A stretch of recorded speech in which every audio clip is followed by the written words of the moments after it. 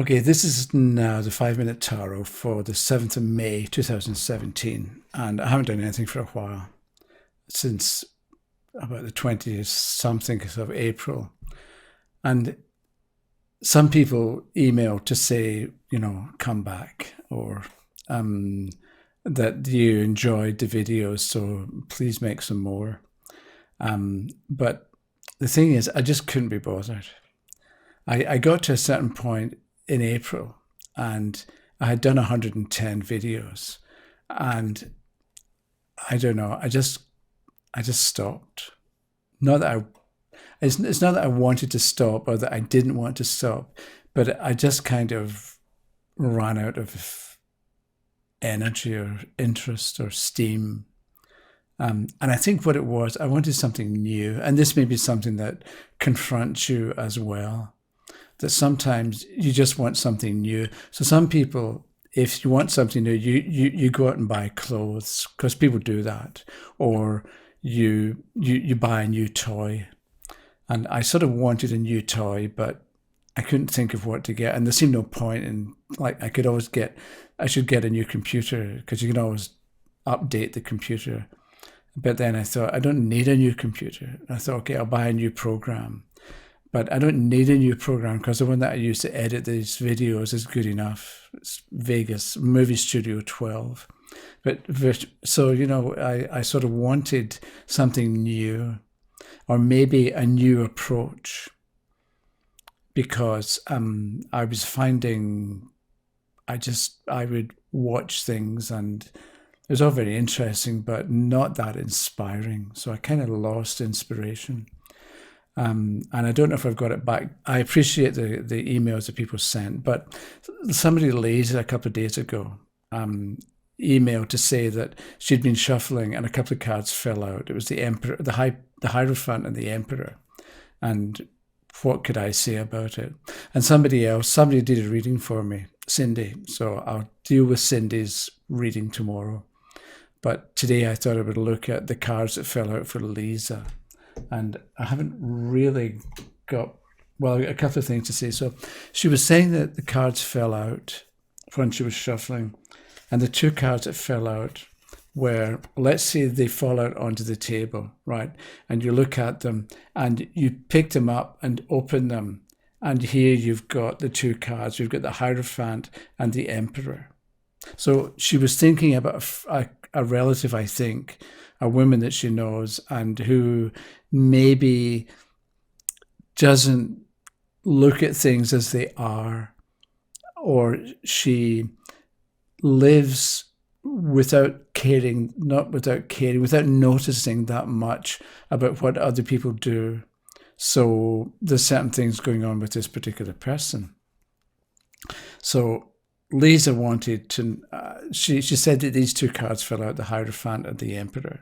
So what does it mean? Or what could be added?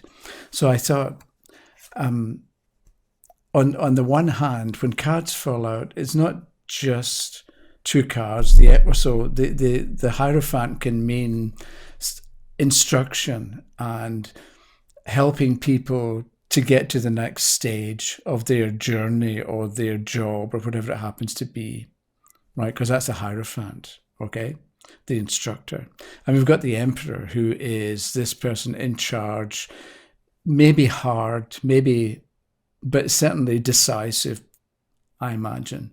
And he knows what he wants. He knows what he's doing. And he can be tough and harsh as well, because he looks like some kind of general in an army. He's wearing armor. And it's as if there are orders that you follow. And when somebody gives you an order, you just obey. You don't bother questioning it or thinking about it or arguing back or making suggestions. Right? So you've got this sort of authoritative, pushy leader or leadership individual. So when we put the two together, so I'm thinking we've got two cards, but instead of thinking we've got two things going on, because one of the cards was on top, and it's as if we have the Hierophant on top and the Emperor below, or the person. Okay, we've got two roles. We've got the instructor role and we've got the student role, the subordinate position. So you can be in charge if you're the Hierophant. You can be taking instruction if you're the two people down below here. And being in charge sort of goes along with the Emperor, because he's in charge. So it could be that the woman's problem is that she has to play two roles. She has to be in charge sometimes. And when she's in charge, the Emperor is a good backup, or is a good foundation, or a good motivation for when she's in charge as a Hierophant. But when she's a student, or when she's in a subordinate position, and when she's taking orders, the problem is she still thinks she's the Emperor, that she thinks she's the one who knows better, or she knows best. And maybe she reacts against and fights against taking orders or not being in the position of ultimate authority. And that can be the kind of condition or situation that Lisa's friend or relative is going through, and that can be the basis of the problem. How do you get some? Okay, let's say you're trying to talk to the woman. How do you get her to see what's going on? That when she's in charge, that's okay, but when she's not in charge, she's not supposed to act as if she is in charge, because it doesn't work, or it backfires, or it annoys people. And she may not be aware of that going on because she thinks she's the Emperor. She thinks she's in ultimate charge. So, what do you do? And I was thinking about this, and I think the problem is with people, sometimes you just can't tell them anything. And I think Lisa is up against it. If you've got the Hierophant and the Emperor together, one on top of the other, then you can't tell this person anything. You can point out what they're doing, or maybe what they're doing wrong, or the kind of result that they get. But I'm thinking, because the Emperor is behind the Hierophant in some way, that, sometimes you just can't tell people anything. I used to teach a communication class at a local college, and it was writing reports and communication and so on. And the most difficult people in the class were always the nurses. So women, the occasional man, but women who were nurses, I think you need a certain personality type to be a good nurse, or to be a nurse in the first place, or to want to be a nurse.